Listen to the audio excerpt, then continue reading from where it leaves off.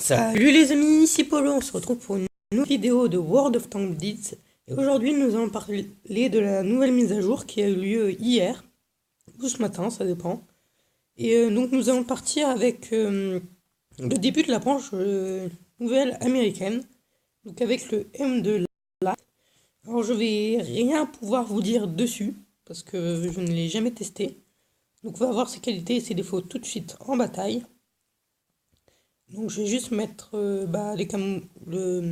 les consommables les plus importants, donc ces deux-là. Et est-ce que je vais mettre de la PCR? Non. Voilà, on va partir en bataille comme ça. Il n'est absolument pas maxé, donc soyez indulgents. Et on va aussi faire... aujourd'hui, nous allons faire une vidéo avec ce M2 Lite, plus une bataille pardon, avec le M2 Lite et une bataille avec le TIV, donc dans la continuation de la série. Et donc maintenant, en ce moment, maintenant, chaque jour, je ferai un grade au-dessus, du moins j'essaierai de la famille américaine dès que je l'aurai. Et on continuera la série. Donc on est parti sur la map carrière, en bataille impromptue. Donc l'équipe adverse s'est équipée d'un AT1, d'un BT7, d'un Cuiser 4, de 3 M2 Light, Panzer 2. Nous sommes équipés d'un Chini, d'un Cuiser 4, de 3 M2 Line et d'un Panzer 2 et d'un T46. Alors déjà, on peut voir le premier avantage de ce char, c'est la maniabilité, qui est apparemment exceptionnelle. On va voir tout de suite sur le Panzer 2 la pénétration. Ça va. Ouh, il a l'air d'être vraiment bon en termes de blindage. Il a l'air d'être vraiment bon ce char. À voir, à voir. Il fait pas mal de dégâts, ouais. Je trouve que c'est un très très bon char pour commencer. On va se faire ce petit M2 Lanchke AFK. Ouais, donc c'est un char que je vous conseille, hein, parce que vraiment sa pénétration est bonne. Il a une très bonne maniabilité et apparemment un bon blindage. C'est cool, il a 210 points de vie maxés, moi j'en suis qu'à 180.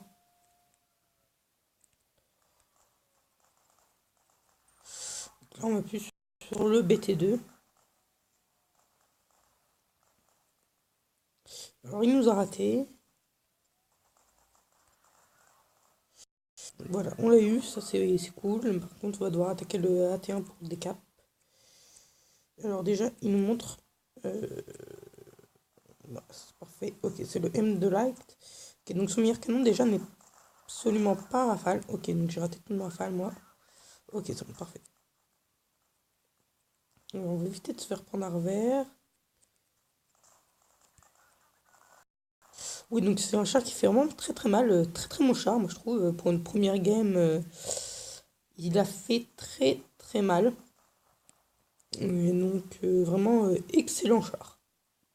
Je vous le recommande. Donc on aura fait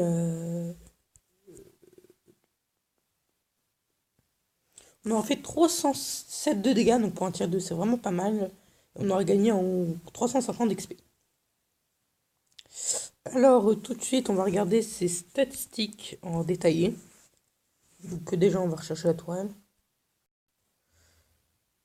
Et non, je vais garder ce canon. Alors, déjà, un blindage avant de 25. Pareil sur le flanc et l'arrière, donc déjà il a un blindage partout pareil, donc ça c'est bien. Il a une bonne rotation de tourelle. Pénétration 30, ouais.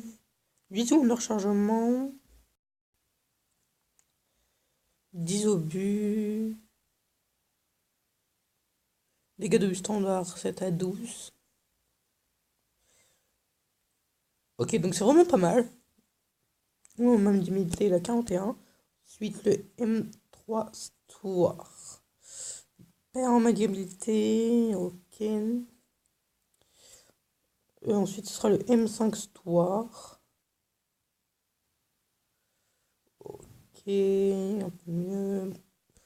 Une M17, je pense que là, ça va être plus le blindage. M7, ouais, qui va augmenter, c'est ce que je pensais. Maniabilité aussi, donc aussi un assez bon char, apparemment. Ensuite, le T21, qui est d'un tir 6, alors que le T21 est un tir 7. On va perdre en blindage. T71, qui est une point de structure en tir 7, avec une toile, pas de toile, donc 1000 points de structure, donc c'est un léger. Après, ça devient des médiums, à partir du tir 8, qui est 1400 points de structure, avec une toile à rechercher, non, même pas. Ensuite, le tir 9, T54, E1, 1600 points de structure, ouais. Très bon stat, hein. Et T57, Heavy. Il perd en maniabilité, mais il gagne beaucoup en tout. Et ce qui est bien, c'est le canon. Bon, alors, bah du coup, maintenant, nous allons partir comme à la suite de la vidéo avec le tir Heavy. Donc, si. Donc, bah, je vous recommande de commencer cette famille. On va voir tout de suite ce que vaut le M5 Stuart et le M7, parce qu'il y en a dans les deux teams. Donc ce coup-ci, on part à Port du Yamayo en bataille impromptue. Donc l'équipe adverse est équipée d'un croisadeur, d'un KV1, de 2 M7, de 2 M5 Stuart et d'un T40. Notre équipe est composée d'un Chinu, d'un M7 de moi-même, d'un T49, d'un Hetzer, d'un M5 Stuart et d'un T40. Ok.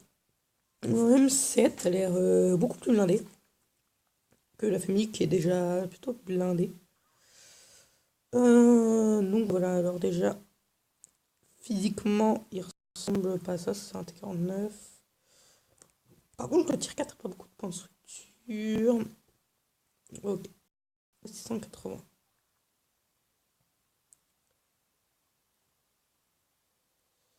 Alors, il ressemble un peu au T14, le M7, je pense, physiquement. On va voir ça tout de suite. Enfin, ça dépend si on affronte un M7 en face. Alors déjà, très bonne maniabilité, premier point fort de cette famille, hein. C'est des légers.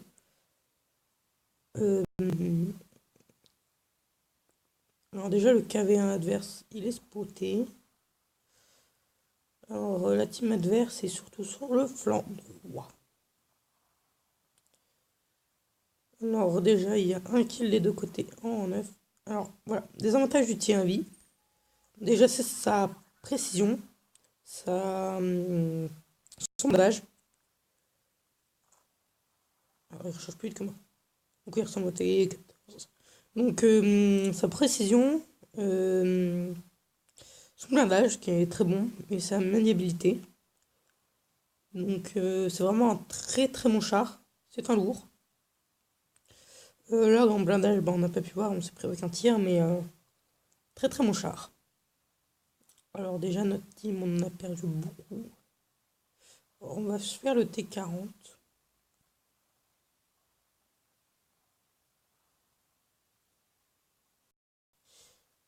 Utile. Ok, il est là-bas. Alors déjà, le M7 fait du 150 par coup. Qu'est-ce que ça fait?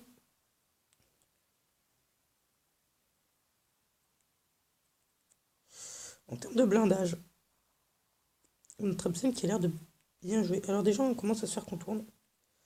Moi, je vais me mettre un peu à l'abri. Et voilà. Il y a le Crusader. Bah, j'ai raté. Ok. Je suis un peu tout seul. Ça va vite se finir. J'en prends partout. Voilà. Je suis tout seul et je vais mourir. Alors, en termes de blindage, j'ai pas regardé.